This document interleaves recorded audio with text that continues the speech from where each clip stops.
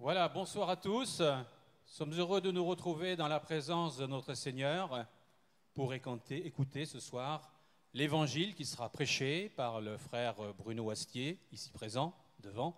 Et puis nous voulons aussi saluer les internautes qui nous suivent régulièrement afin que Dieu vous bénisse. Nous sommes tous bénis ce soir de la part de Dieu. Alléluia. C'est un Dieu de bénédiction, un Dieu d'amour. Alléluia. Il est magnifique notre Seigneur. J'aimerais juste vous citer quelques versets qui ne seront pas très longs, qui se trouvent dans 2 Corinthiens chapitre 5, versets 17 à 21, qui nous concernent à tous ceux qui ont donné leur vie au Seigneur. « Si quelqu'un entre en communion vivante avec le Christ, dit ce texte, il devient un homme nouveau, il est recréé. L'ancien état est dépassé, ce qu'il était autrefois a disparu. La nouvelle création a déjà commencé, voici tout est devenu nouveau. Tout cela, du début à la fin, est l'œuvre de Dieu. Il nous a réconciliés avec lui-même par le Christ et il nous a confié le ministère de la réconciliation. En effet, en Jésus-Christ, c'était Dieu en personne qui réconciliait le monde avec lui-même, ne tenant plus compte du péché des hommes. C'est ce message de réconciliation qu'il a mis sur nos lèvres et nous a chargés de proclamer publiquement. Puisque nous avons reçu la mission, nous parlons donc en ambassadeurs du Christ. Par notre moyen, dira Paul, Dieu lui-même adresse son invitation aux hommes. C'est au nom du Christ que nous les supplions. Laissez-vous réconcilier avec Dieu. Celui qui était innocent de tout péché, Dieu l'a chargé pour nous de tous les péchés du monde. Il est devenu comme une incarnation du péché pour que, dans sa communion, nous puissions être agréés, étant revêtus de la justice de Dieu. Ce que je retiens plus profond de mon cœur, c'est « Laissez-vous réconcilier avec Dieu, par Dieu, en Jésus-Christ. » Nous l'avons fait pour certains, pour d'autres, eh bien, il faudra penser à le faire. Si vous voulez être sauvé, il faut accepter Jésus-Christ dans votre cœur. À lui soit toute la gloire. On va chanter ce chant numéro 534 qui nous dit « Seigneur notre Dieu, tu es glorieux. Nous t'adorons et nous t'aimons. » Amen. Nous voulons vraiment le chanter de tout notre cœur ce soir, parce que c'est une réalité.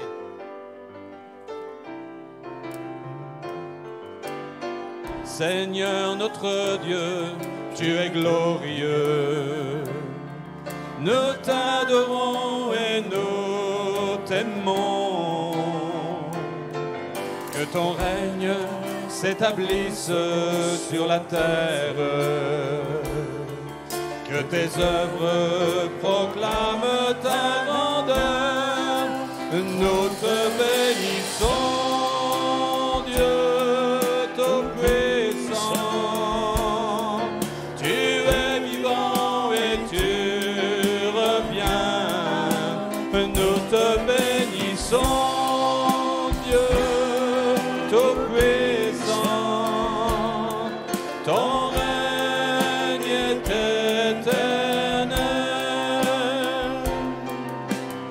Seigneur notre Dieu, tu es glorieux. Nous t'adorons et nous t'aimons.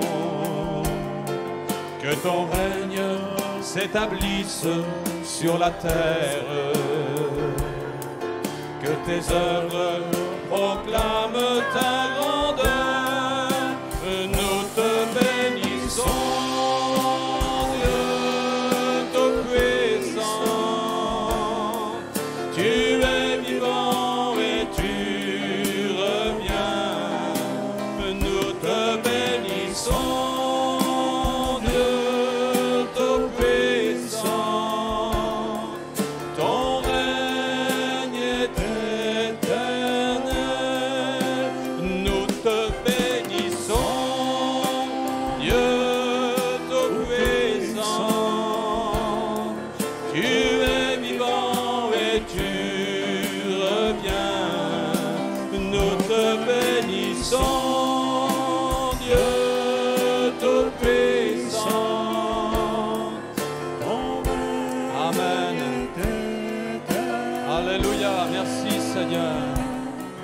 Ton règne est éternel.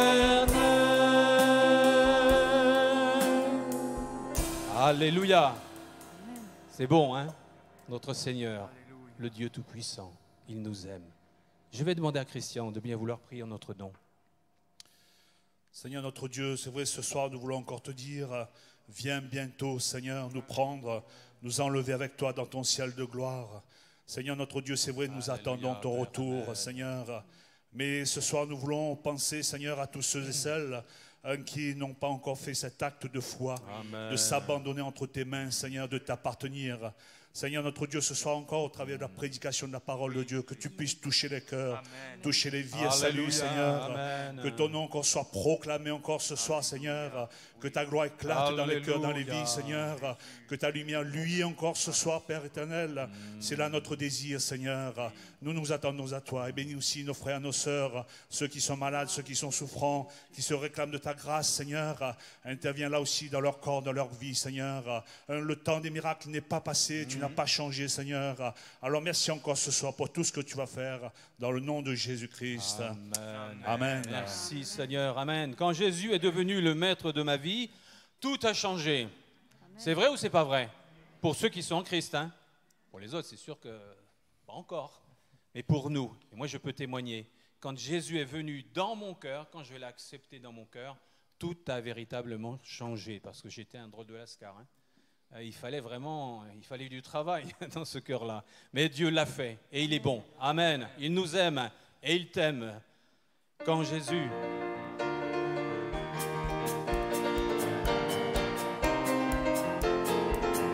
Quand Jésus est devenu le maître de ma vie, tout a changé, tout a changé. Quand Jésus est devenu le maître de ma vie,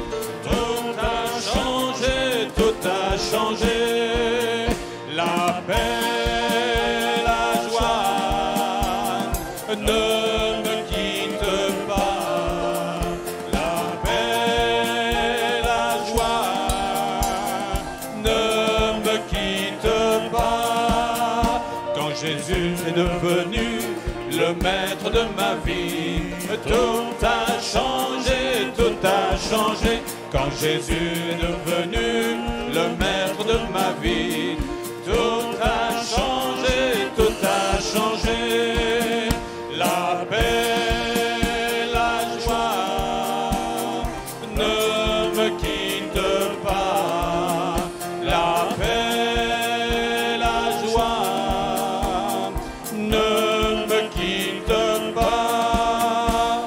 Amen. C'est vrai? Alléluia. Pourtant, le monde va mal. Hein? Ben, la paix que Dieu donne, ça ne change pas. Amen. Notre paix, c'est celle que le Seigneur nous a donnée. Pas la paix du monde, hein, parce que quand on voit le monde, dans quel état il est, on s'est dit, waouh, comment il va faire pour sortir de là-dedans, hein? Mais nous nous confions dans le Seigneur, le Dieu qui est le Créateur, alléluia, et qui est assis sur son trône. Une nouvelle création, plus sous la condamnation. Jésus nous a libérés.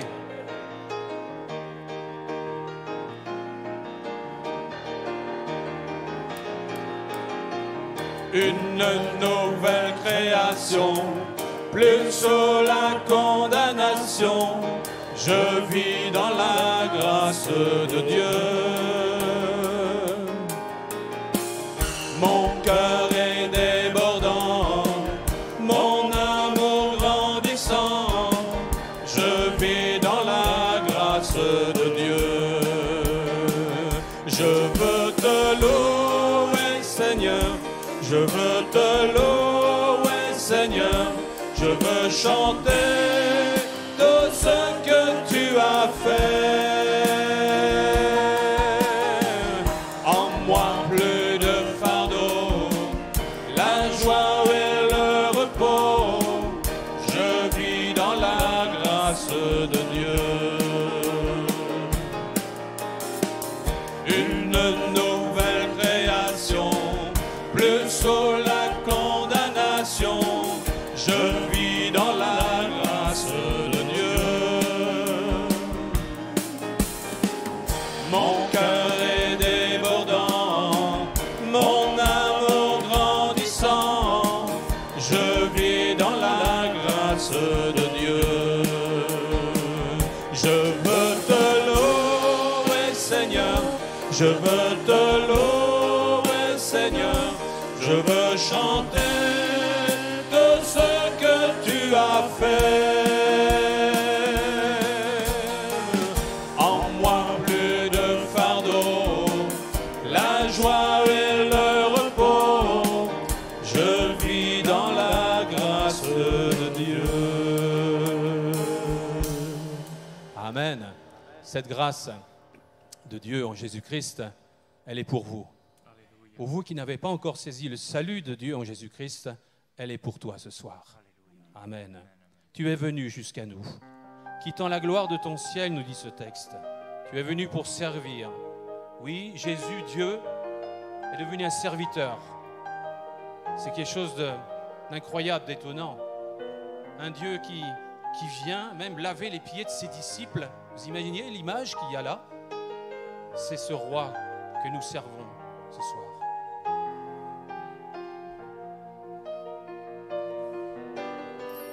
Tu es venu jusqu'à nous, quittant la gloire de ton ciel. Tu es venu pour servir, donnant ta vie pour nous sauver. Dieu Tout-Puissant, Roi serviteur, tu nous appelles tous à te suivre et à t'offrir nos corps en sacrifice. À toi l'honneur, Roi serviteur. Dans le jardin de douleur, où mon fardeau brisa ton cœur, adieu dans ta peine, ta volonté et non la mienne. Dieu Tout-Puissant, Roi serviteur, tu nous appelles tous à te suivre et à t'offrir nos corps en sacrifice. À toi l'honneur, Roi serviteur. Voyez ses mains et ses pieds pour nos témoins du sacrifice, les mains qui tenaient la terre se livrent au clou de la colère. Dieu Tout-Puissant, Roi serviteur, tu nous appelles tous à te suivre et à offrir nos corps en sacrifice. À toi l'honneur, Roi serviteur. Apprenons donc à servir en laissant Christ régner en nous, car en aimant nos prochains, c'est Jésus-Christ que nous servons. Dieu Tout-Puissant, Roi serviteur, tu nous appelles tous à te suivre et à t'offrir nos corps en sacrifice. À toi l'honneur, Roi serviteur. Alléluia. Et cet autre chant qui nous dit que nul ne comprend comme Jésus. Dieu nous connaît parfaitement. Il sait de quoi je suis formé. Il connaît mes faiblesses, mes manquements. Il connaît tout, notre Seigneur. Et rien ne peut lui être caché ce soir. Ta vie est comme un livre ouvert. Et le Seigneur voit tout ce qui se passe dans ton cœur. Mais je sais que mon Seigneur est un Seigneur aimant. Il nous dit ceci, il ne comprend comme Jésus les problèmes de ton cœur. Et il te dit ce soir, viens à la croix de ton salut. Là, il séchera tes larmes. Là, il séchera ton cœur. Il te donnera la vraie vie, la vie véritable. Après quoi, nous laisserons la parole de Dieu.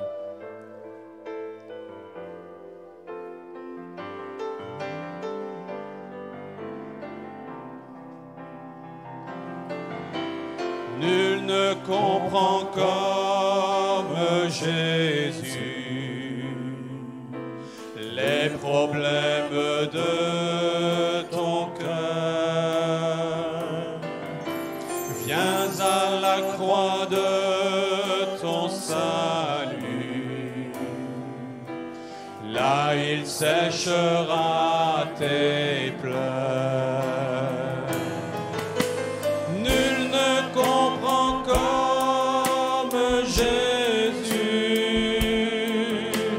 Quand le ciel est bas et lourd, aucun n'est si près de toi que Jésus.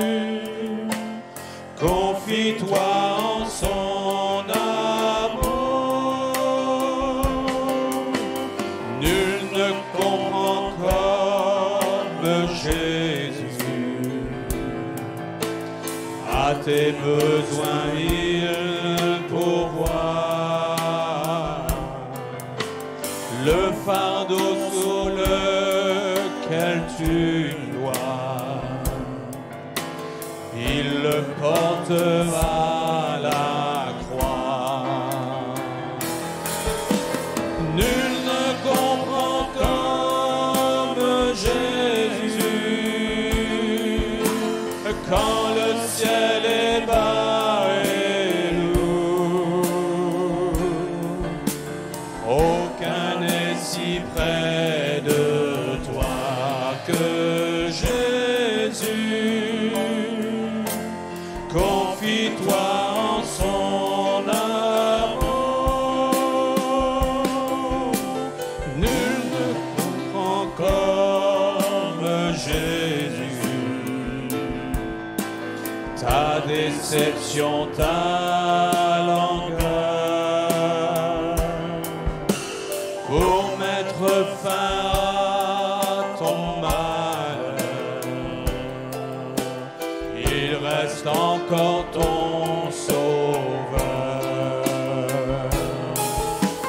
Nul ne comprend comme Jésus. Quand le ciel est bas et lourd, aucun n'est si près de toi que Jésus. Confie-toi en son amour. Nul ne comprend comme Jésus. Quand le ciel est bas et lourd, aucun n'est si près de toi que Jésus. Confie-toi en son amour.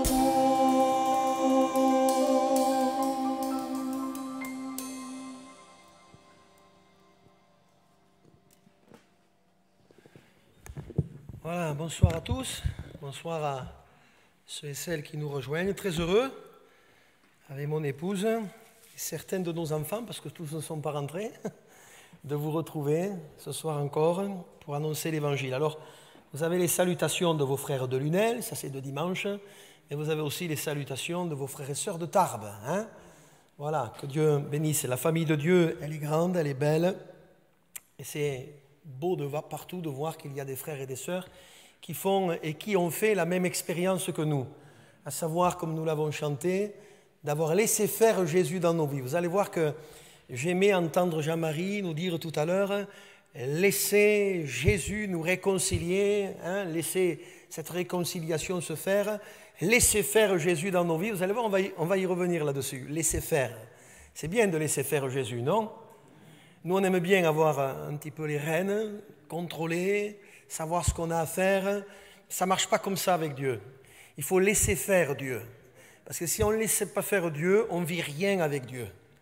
Ou on vit si peu avec Dieu. Alors si vous voulez vivre peu avec Dieu, contrôlez vos vies. Si vous voulez vivre quelque chose de grand avec Dieu, alors laissez faire Dieu ce soir. Alors dans un premier temps, laissez sa parole vous interpeller, parce que je le crois, Dieu parle tantôt d'une manière et tantôt d'une autre. Une fois c'est Simonet, une fois c'est M. Sujol, une fois c'est moi, une fois un autre. Mais la parole de Dieu est annoncée. Alléluia. Et nous voulons considérer quelle est cette parole venant d'en haut, venant du ciel, adressée à chacun de nos cœurs et de nos vies. Alors on va lire ensemble dans l'évangile de Luc, au chapitre 14 et au verset 1er. Alors j'y vois bien sans les lunettes, je vais les laisser dans la poche. Hein? Gloire à Dieu. Luc 14, verset 1er. Voilà ce que nous y découvrons. Jésus étant entré un jour de sabbat dans la maison de l'un des chefs des pharisiens pour prendre un repas, les pharisiens l'observaient. Et voici un homme hydropique était devant lui. Jésus prit la parole et dit au docteur de la loi et aux pharisiens, est-il permis ou non de faire une guérison le jour du sabbat? Ils gardèrent le silence. Alors Jésus avança la main sur cet homme, le guérit et le renvoya. Il a laissé faire ou pas cet homme? Ah oui, heureusement qu'il a laissé faire lui. Hein? Et l'Écriture rajoute, puis il leur dit, lequel de vous, si son fils ou son bœuf tombe dans un puits, ne l'en retirera pas aussitôt le jour du sabbat? Et ils ne purent rien répondre en cela, amen, ou à cela. Voilà un texte. Est-ce qu'il est compliqué? Non, quoique quand même il y a des éléments qui sont intéressants, malgré tout à partager. Alors, permettez-moi de le répéter comme ça dès le départ, mais en tout cas, l'Écriture nous montre clairement que Jésus entre dans la maison de quelqu'un. Il est qualifié, c'est un religieux, c'est un pharisien, il entre là parce qu'il a été certainement invité, c'est ce que nous racontent un petit peu les Écritures ailleurs, invité à prendre un repas chez cet homme. Ça vous est-il arrivé d'inviter quelqu'un à prendre un repas chez vous? Ah oui, c'est arrivé à tout le monde, plus ou moins, hein? Une fois au moins dans sa vie.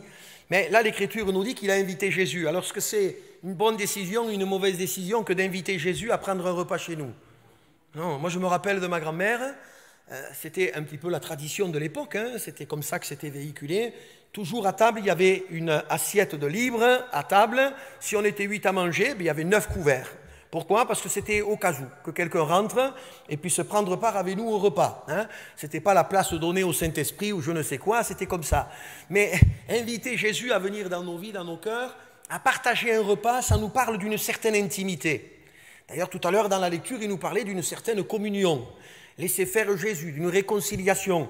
Donc quand on décide de faire venir Jésus dans notre propre maison pour prendre un repas avec nous, c'est qu'on a le désir, semble-t-il, en tout cas dans l'apparence, de vouloir partager avec lui quelque chose de très personnel, de très intime.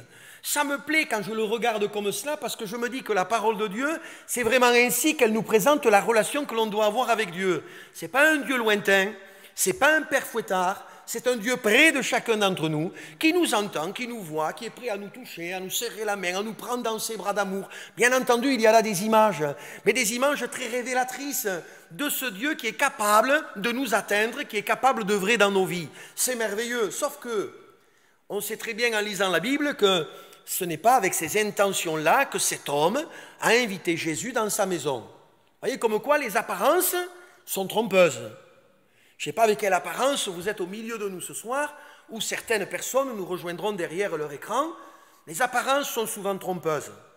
Elle cache un petit peu comme cet arbre qui cache la forêt qu'il y a derrière. Il y a bien des choses qui sont cachées, tapies dans le cœur des hommes, dans leur vie, qui met en relief le fait que, il y a des grands besoins qui sont là, des grands besoins.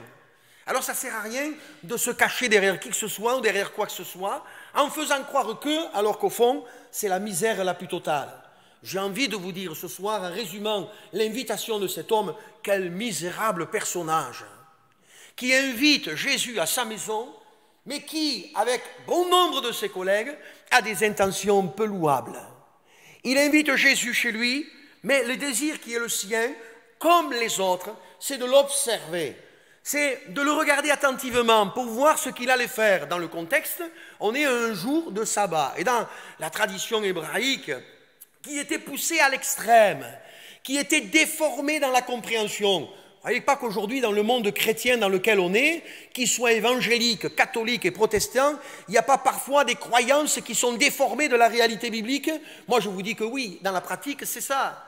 Souvent, la culture prend la place et ça se mélange, etc. Et on se rend compte que ça n'a plus rien à voir avec l'enseignement des Écritures. Or, mes bien-aimés, ce soir, je voudrais que nous ne soyons ni hypocrites, ni sur les apparences, mais nous puissions être des hommes et des femmes qui, à l'écoute de la parole de Dieu, nous ayons le cœur bien ouvert pour entendre réellement Dieu nous parler. Moi, je crois que Dieu parle encore aujourd'hui, au XXIe siècle. Ils sont là pour l'observer. Vous me regardez et je vois que le regard que vous avez sur moi est un regard plein d'attention. Vous écoutez et vous êtes dans l'attente de ce que je vais vous dire. Eux, ils l'observaient, ils le regardaient attentivement parce qu'ils avaient un désir. C'était de le voir faire quelque chose ce jour-là qui leur permettrait de l'accuser, qui leur permettrait de le condamner. Et en le condamnant d'après la loi, la sentence qui allait lui être infligée, c'était la mort. Il voulait s'en débarrasser. Il cherchait à faire mourir le Seigneur. Ils lui tendent un piège. Vous voyez, ça fait tomber un petit peu ce que je vous disais au départ, quelque chose qui semblait beau dans les apparences. Pour autant, dans la culture hébraïque et orientale, l'hospitalité, c'est quelque chose d'important.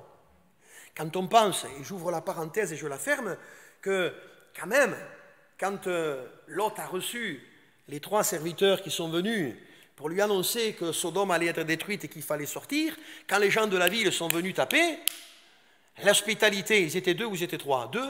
2. Ils étaient 2. Et quand ils sont arrivés là et qu'ils ont voulu un petit peu, les gens de la ville, abuser un petit peu de ces hommes-là, l'autre était prêt même à faire sortir ses filles à cause de cette règle d'hospitalité. Celui qu'on recevait avait droit aux honneurs. Ça peut nous choquer, nous les Occidentaux. Mais comprenez avec moi, non pas l'histoire de l'autre, mais comprenez que les règles d'hospitalité là, dans la culture hébraïque, étaient complètement à l'envers. Ça ne ressemblait plus à rien. Mais Jésus le savait. Et malgré tout, il est entré chez cet homme ou il n'y est pas entré? Vous croyez qu'il y a beaucoup de choses qui font que Jésus rentre chez nous parce qu'on est bon, on est meilleur, on le mérite, parce qu'on est des gens bien? Non, non. Il savait que ce n'était pas bien. Il savait que cet homme, il était tordu dans sa manière de lui lancer l'invitation. Il savait de quelles intentions était nourri un petit peu ce cortège de pharisiens qui étaient là. Mais pour autant, il est entré. Vous voyez, il n'y en a aucun au milieu de nous ce soir qui mérite qu'il entre. Mais pourtant, si tu veux le bonheur, comme nous le chantons, le vrai bonheur, il faut laisser Jésus entrer dans ton cœur. Tu vois, ça revient encore laisser. Il faut laisser Jésus entrer dans ton cœur. Mais Jésus est entré dans cette maison. Rien ne saurait empêcher Jésus d'agir là où pour autant des hommes avaient des intentions peu louables. Jésus va prendre les choses en main. Il va prendre la parole. Il est invité pourtant, mais il prend la parole. Il prend les choses en main parce qu'il sait à qui il a affaire. Il sait même ce qu'il a à faire. Il sait de quoi sont nourris la pensée de ces hommes, mais il sait qu'au milieu de ces hommes, il y a un homme qui, certainement, au départ, s'était arrangé avec les autres ou a été pris au piège, un petit peu comme cette femme adultère dans Jean chapitre 8, je ne sais. Mais je sais en tout cas qu'il sait qui sont ces pharisiens et il sait ce qu'il a à faire dans la vie de cet homme. Comme il sait de la même manière ce que nous pensons ce soir et ce qu'il a à faire dans nos vies et dans nos cœurs. On ne le surprend jamais, le Seigneur. On ne le prend jamais au dépourvu. Nous, on dit, si tu me l'avais dit plus tôt, Si tu m'avais au moins averti, j'aurais pu te recevoir. On ne le prend jamais au dépourvu, le Seigneur. Et ce que j'aime, c'est que dans les évangiles, quand vous les parcourez, quand vous les lisez, vous trouvez ces écrits où Jésus faisait beaucoup de miracles. C'est dans l'évangile de Jean, chapitre 2. Et pourtant, la Bible dit, il ne se fiait point à eux. Parce qu'il savait ce qu'il y avait dans le cœur de l'homme. Il les connaissait parfaitement. Il savait. Et pour autant, il faisait beaucoup de miracles. Mais il savait néanmoins ce qu'il y avait dans le cœur de chacun. Il les connaissait tous. Comme de la même manière, il nous connaît tous ce soir. Mais malgré tout, à cause de son grand amour, il est quand même prêt à œuvrer dans nos vies et dans nos cœurs. Vous connaissez quelqu'un qui est capable d'agir comme cela, avec un arrière-plan comme celui que je vous dépeins. Moi, je vous dirais très honnêtement, si ça ne tenait qu'à moi, eh bien, allez voir ailleurs. Mais Dieu n'est pas comme nous, les êtres humains. Il est prêt à œuvrer dans nos vies et dans nos cœurs, malgré ce que nous sommes. Et ça me bouleverse, ça me touche. Parce que l'être humain que je suis, il partirait en courant, il irait au loin, il renverrait les gens, il dirait « fichez-moi la paix ». Mais lui, il les accueille, il les reçoit, il entre, il les bénit, il les touche. Il œuvre dans leur vie et dans leur cœur. Et pourtant, qu'est-ce qu'ils sont durs, qu'est-ce qu'ils sont mauvais, qu'est-ce qu'ils ont le cœur tortueux. Mais de la même manière, de génération en génération, les hommes sont ce qu'ils sont. Ils reproduisent les mêmes choses, les mêmes analyses, les mêmes raisonnements, les mêmes dispositions de cœur, les mêmes manières de faire. Et malgré tout, encore aujourd'hui, au XXIe siècle, Dieu se plaît à les bénir. Dieu se plaît à œuvrer dans leur vie et dans leur cœur. Je vous donne très rapidement 2 exemples dans les Écritures qui vous montrent que Jésus connaît tout. Et il y a toujours ce paradoxe entre, d'un côté, ceux qui murmurent, qui pensent et qui disent, par exemple pour le paralytique, vous l'avez dans Marc 2, ils sont là, ils entendent Jésus dire, le Fils de l'homme a sur la terre le pouvoir de pardonner les péchés.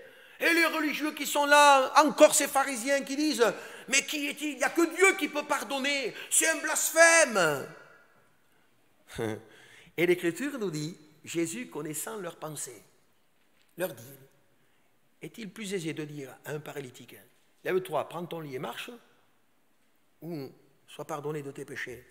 Moi, si je vous dis ce soir, Christian, tu es pardonné de tes péchés, qui va le vérifier ça? Mais pour que tous comprennent qu'il a sur la terre le pouvoir de pardonner les péchés, il dira, Christian, lève-toi, prends ton lit et va dans ta maison, et le miracle aura lieu. Mais dit, qu'est-ce qu'il avait demandé ce paralytique? Il était porté par 4 hommes. Voyant leur foi, Jésus dit à cet homme, tes péchés te sont pardonnés. Il y a d'un côté un qui se différencie, porté par 4 hommes, et de l'autre côté, un parterre, un collège de pharisiens qui est là. Et Jésus connaît leurs pensées, il raisonne. C'est pas normal qu'il pardonne les péchés. Il n'est pas Dieu, lui. Mais Jésus, c'est le Dieu véritable et c'est la vie éternelle. Alléluia. C'est le Dieu qui est au départ, c'est celui qui sera à la fin. Il n'y a ni commencement ni fin en lui. Il est le Dieu de toute éternité. Alléluia. Quel manque de révélation, quel manque de connaissance, même s'ils étaient des religieux. Un autre texte nous révèle aussi cet aspect-là, quand il est question de cet homme à la main sèche, dans la synagogue, un jour de sabbat. Vous imaginez, ils regardaient bien les religieux, là. Ce que Jésus allait faire. Et les scribes et les pharisiens regardaient, ils observaient Jésus. C'est la même expression que l'on retrouve dans l'évangile de Luc au chapitre 6 et au verset 7, pour voir s'il ferait une guérison ce jour de sabbat.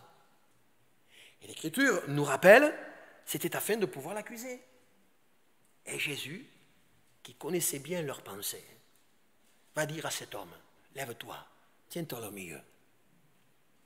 Et il va le guérir de sa main sèche. Parce que le jour du sabbat, Jésus a le pouvoir de guérir, de pardonner, de sauver, de délivrer, de consoler. C'est là que j'en arrive à la première question de Jésus. Elle est très intéressante, la première question de Jésus, parce qu'elle révèle un faux raisonnement. Il leur dit, est-il permis ou non de faire une guérison le jour du sabbat? Alors qu'est-ce que c'est le sabbat pour les Israélites? Ils travaillaient 6 jours, le 7e c'était repos, c'était relâche. C'était un moment où Dieu avait choisi, c'était un jour béni par Dieu. Le sabbat était béni par Dieu. C'était un jour consacré à Dieu. C'était un jour où les Israélites pouvaient se consacrer à Dieu, se tourner vers Dieu, avoir leur pensée uniquement orientée vers Dieu. Ils laissaient le reste, ils faisaient relâche, ils laissaient faire et ils avaient un temps consacré à Dieu. Dites-moi, quand j'y pense. Ils devaient réaliser, les Israélites, qu'en fait, le maître, c'était Dieu. Mais dans le Nouveau Testament, Jésus dira, le Fils de l'homme, il est le maître du sabbat. Celui qui a dit, venez à moi, vous tous qui êtes fatigués et chargés, et je vous donnerai du repos. Le sabbat, c'est le repos. Celui qui est capable de nous le donner vraiment, le repos du cœur, le repos de l'âme. Celui où à un moment donné, on arrête, on cesse. Dans le repos, il y a le fait de cesser l'activité, où on cesse de s'agiter, où on cesse de faire des efforts nous-mêmes, où on laisse faire le Seigneur dans nos vies et dans nos cœurs, pour nous permettre les uns et les autres de trouver la tranquillité de l'âme, la tranquillité du cœur, le repos, la paix avec Dieu par le sang de la croix. C'est Jésus qui nous le communique, c'est Jésus qui nous y fait rentrer dedans. Il l'incarne, il est le maître du sabbat, il est le repos incarné, alléluia, celui qui donne aux hommes et aux femmes. Est-il permis ou non de faire du bien, une guérison, le jour du sabbat? Ben, c'est le moment idéal. Est-ce que c'est permis ce soir? Est-ce que c'est possible que dans ce temps-là, il y ait quelque chose qui se fasse dans la vie de quelqu'un ou d'une personne en particulier, souffrante, malade, perdue, dans la dépression ou je ne sais encore, enclin à toutes sortes d'agressions, d'oppressions? Ben, j'ai dit oui, oui. Parce que Jésus est au milieu de nous. Alors c'est possible. C'est pour ça que la Bible dit, tournez-vous vers moi, dit Dieu, et vous serez sauvés. Tournez-vous vers moi, vous tous aux extrémités de la terre. Je suis Dieu et il n'y en a point d'autre. Mais bien aimés, je ne sais pas si vous le comprenez au travers de mes simples propos ce soir, mais cessez vraiment ce soir. Cessez de croire qu'en vous agitant, vous allez pouvoir ainsi, petit à petit, arranger votre situation. La seule solution qui se porte et qui s'apporte ce soir à votre connaissance, c'est de laisser faire Jésus vous apporter le repos dont vous avez besoin, la paix du cœur, la paix de l'âme, le laisser vous pardonner de vos péchés, le laisser vous guérir, vous libérer, vous délivrer de vous-même pour connaître une vie qui vaut la peine d'être vécue. Est-il permis? Mais dites, mes frères et mes sœurs, c'est quand même paradoxal d'entendre Jésus, est-il permis alors qu'il est lui-même le repos? Mais là où est Jésus, il y a tout de possible, il y a tout de permis. L'éventail est ouvert, tout est réalisable. Il y a des choses que Dieu peut faire et nous étonner, puisque l'Écriture dit qu'il peut faire infiniment au-delà de ce que nous pensons, demandons, imaginons. C'est le Dieu de la Bible, c'est celui qui est au milieu de nous, c'est Jésus-Christ, c'est Jésus de Nazareth, alléluia. Et nous sommes là pour en entendre parler ce soir. Je ferai une remarque, au-delà des hommes et de leurs pensées, si étriquées, parfois si fragiles, j'ai envie de vous dire que, comme l'a dit le Seigneur, le sabbat a été fait pour l'homme et non l'homme pour le sabbat. Nous vivons dans des générations qui, comme ceux qui nous ont précédés, nous sommes là en train de dire, ça, il ne faut pas le faire. Ça non, c'est pas comme ça. Ça, c'est pas comme ça. Et on a l'impression que la vie chrétienne correspond un petit peu dans un décalé à ce que vivaient les Juifs de l'époque. En disant, ah non, vous ne pouvez pas détacher l'ânon de la crèche ou l'ânon du puits le jour du sabbat. Ah non, vous ne pouvez pas aller sauver votre bœuf dans le puits le jour du sabbat. Ah non, d'ailleurs quand vous allez en Israël, il ne faut pas quand le Shabbat commence que vous soyez dans un hôtel avec des ascenseurs, parce que c'est la galère. Il n'y a aucun bouton qui marche, et quand vous voulez monter, vous n'avez pas le choix, hein. C'est étage par étage, et vous ne pouvez pas choisir votre étage. Hein. Si vous êtes au 6e, vous faites tous les étages. Hein. Vous ne pouvez rien toucher. Même les ascenseurs, ils font Shabbat. Vous ne pouvez pas toucher. C'est comme ça. Mais dites-moi, vous ne croyez pas que ces règles dénaturent réellement ce qu'il en est vraiment concernant le sabbat? Ce n'est pas règle sur règle et précepte sur précepte. Ce n'est pas ça. Écoutez bien ce que dit Jésus dans ce contexte. Il dit, si vous saviez ce que signifie « je prends plaisir à la miséricorde » et non au sacrifice. Il rajoutera, vous n'auriez pas condamné des innocents. Le sabbat a été fait pour l'homme, c'est-à-dire, je vais vous le résumer comme ça, de manière très simple, il a été fait pour que les hommes dans ce temps-là soient vraiment bénis de Dieu, bénis par Dieu, soient avec Dieu et connaissent les bénédictions qui découlent d'une relation établie avec Dieu. Mais mes bien-aimés, ce soir, vous n'avez pas besoin de plus, vous n'avez pas besoin de moins, vous avez besoin de laisser Dieu vous bénir et de vivre au bénéfice de ce qu'il vous apporte et de ce qu'il est capable de vous donner.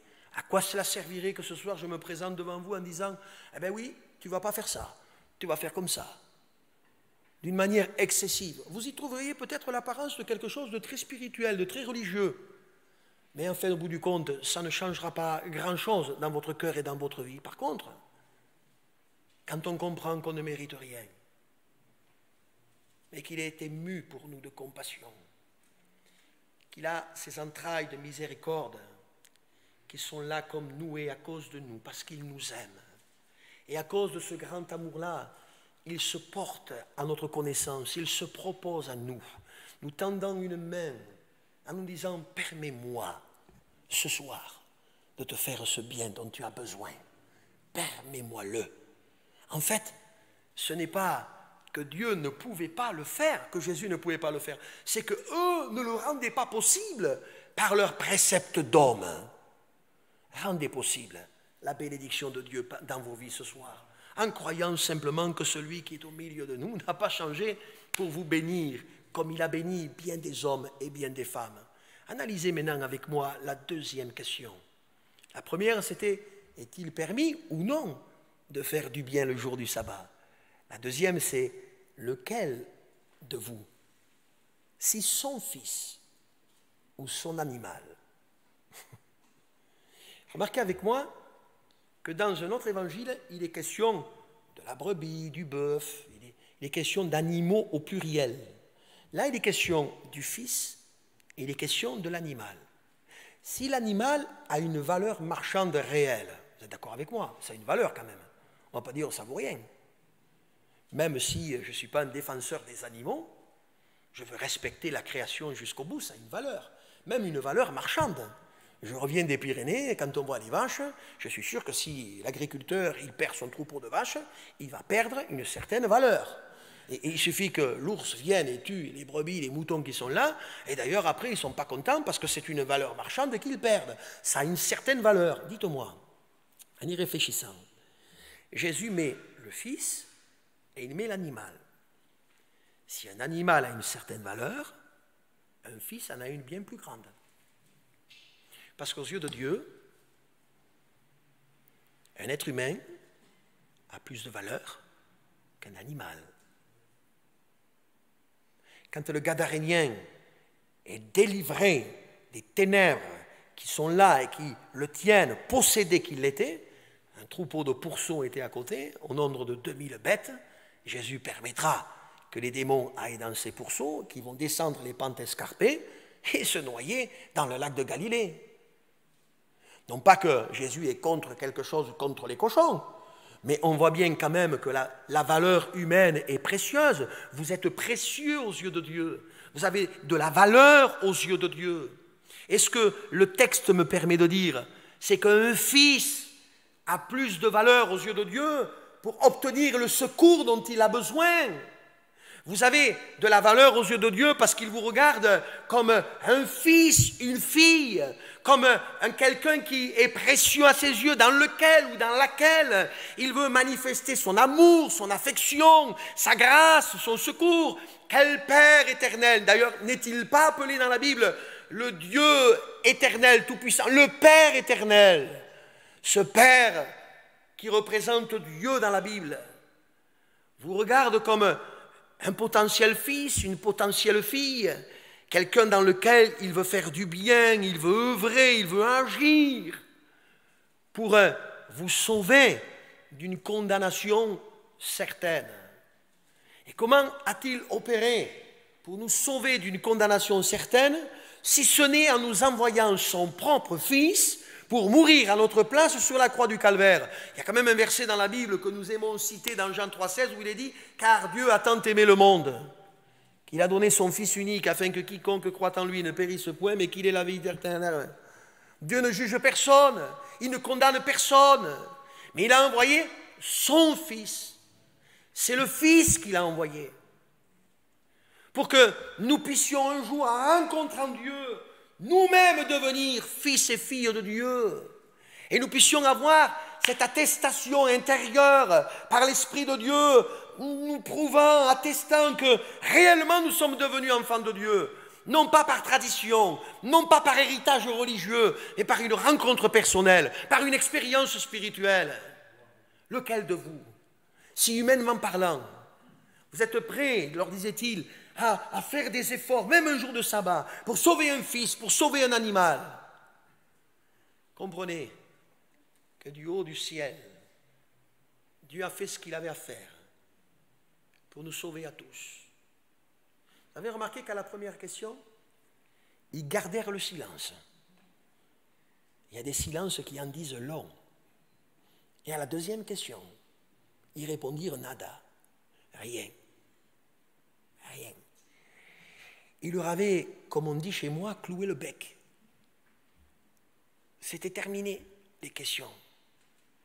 C'est là que je réfléchissais et je me disais quand même, l'être humain que l'on est, il s'en pose des questions. Mais il faut peut-être arrêter de se poser des questions.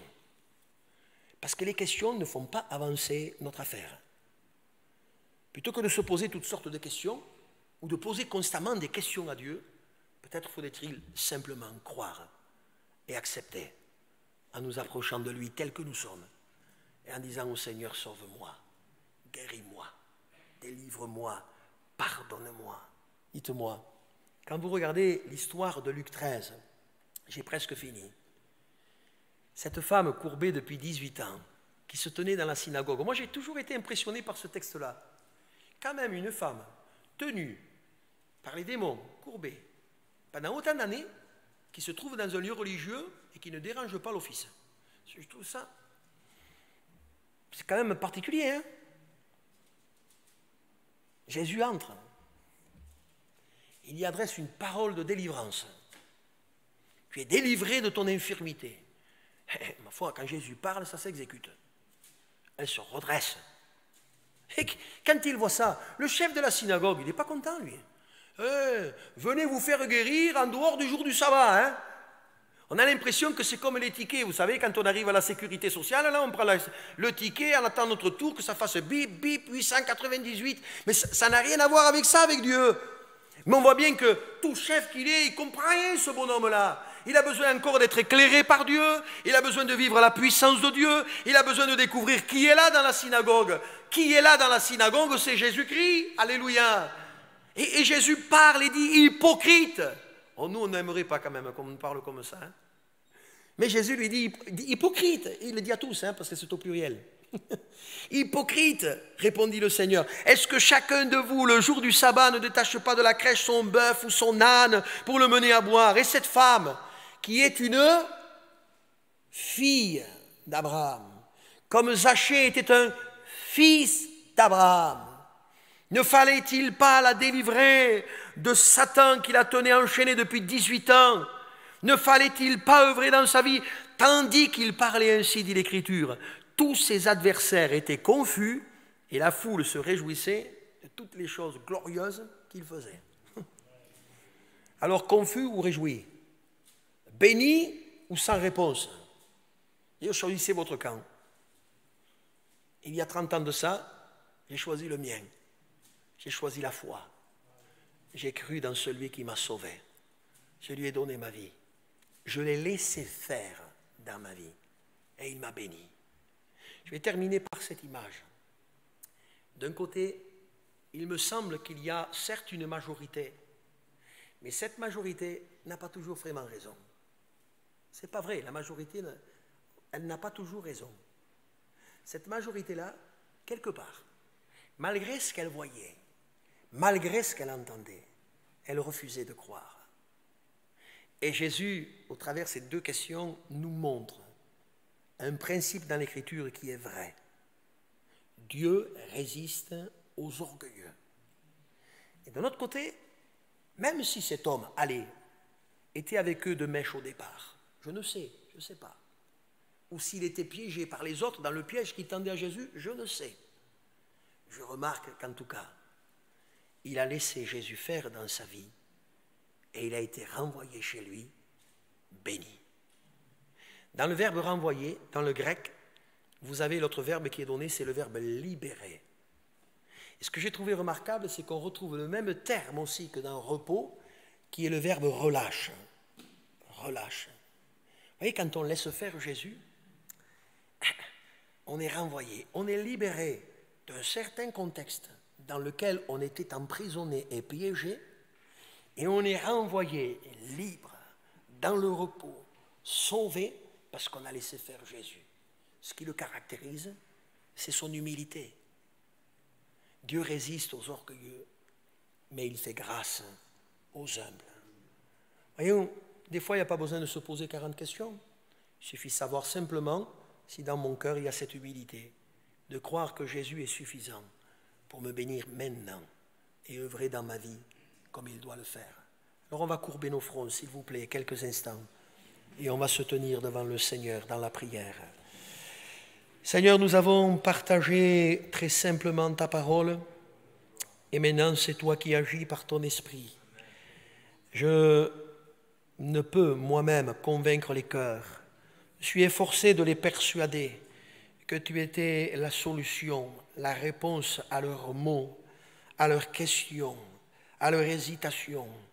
Je suis efforcé de les persuader que ce n'était plus le temps de se poser des questions, mais le temps de te laisser faire dans leur vie et dans leur cœur.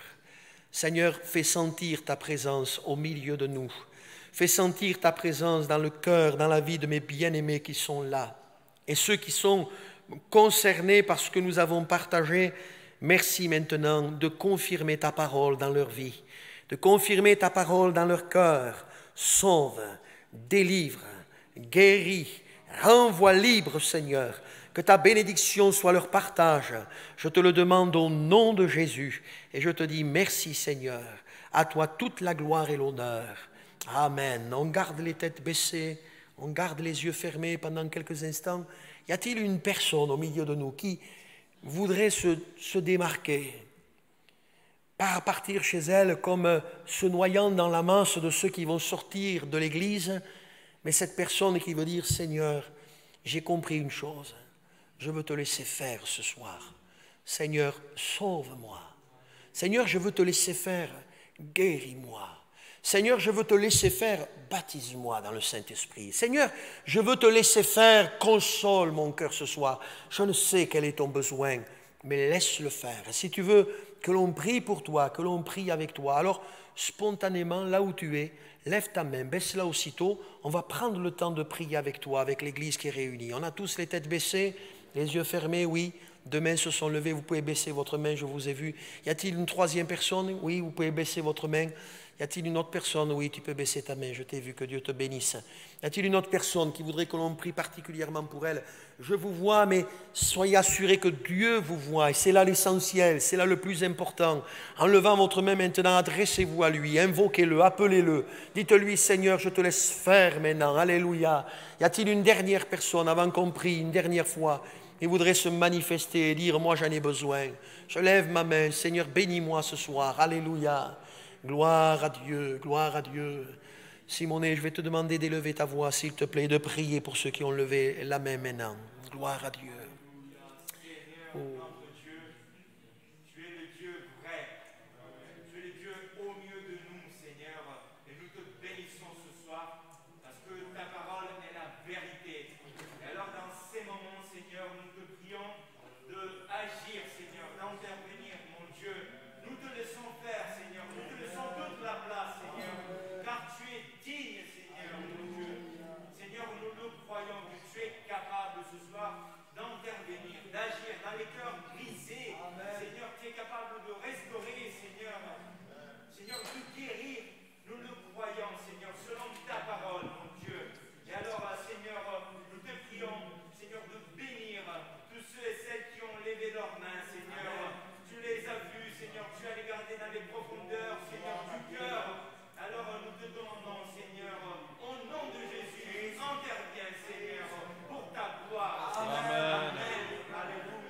Alléluia.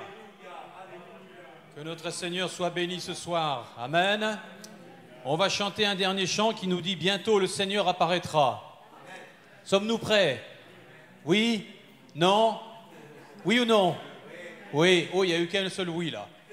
Bon, c'est oui, je le sais. Voilà, bientôt le Seigneur apparaîtra, nos yeux oseront-ils y croire? Ça, c'est la question. Ah. Les temps de la fin, oseront-ils y croire? Et nous le croyons ce soir, parce que nous connaissons notre Seigneur. Alléluia.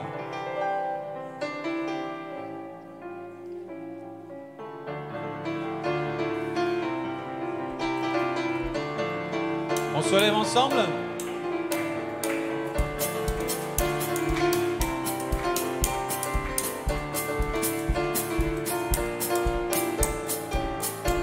Bientôt le Seigneur apparaîtra, nos yeux oseront-ils y croire? Ce jour tant attendu sera là, et nous tomberons à genoux devant lui. Barourata, toi le roi des rois, tu viens pour régner sur la terre, tu viens pour faire cesser la guerre. Barourata, toi le roi des rois, nos cœurs sont transportés de joie, nous serons pour toujours avec toi. Bientôt le Seigneur apparaîtra, nos yeux oseront-ils y croire?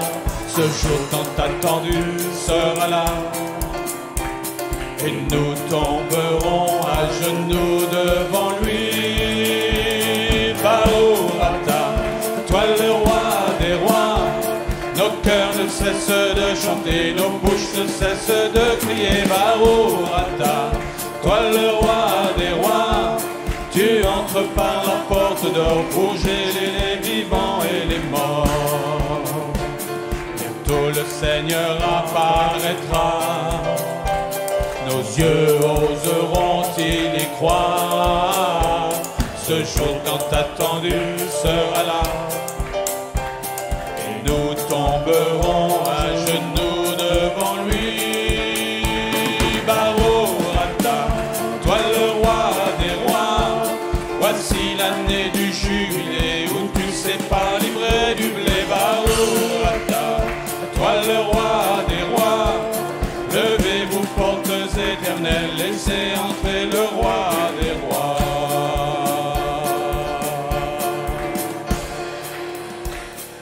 Amen. Voilà, nous allons finir cette réunion. Nous remercions les internautes d'avoir suivi avec nous cette réunion. Et nous vous disons à bientôt de vous retrouver dans cette salle et au travers de ces écrans afin que le Seigneur vous bénisse encore et encore. Alléluia. J'ai quelques